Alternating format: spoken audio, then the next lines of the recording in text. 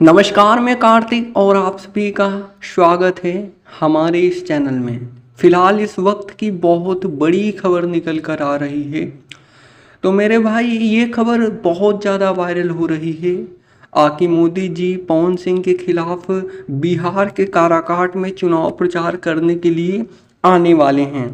जी हाँ, आप सही सुन रहे हैं, मोदी जी के साथ काफ़ी सारे लोग आने वाले हैं बिहार के काराकाट में चुनाव प्रचार करने के लिए।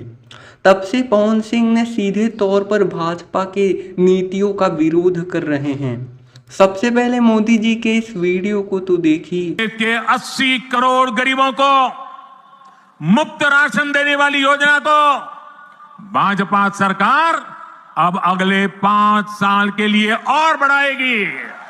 देश के 80 करोड़ गरीबों को मुफ्त राशन देने वाली योजना को भाजपा सरकार अब अगले साल के लिए और बढ़ाएगी।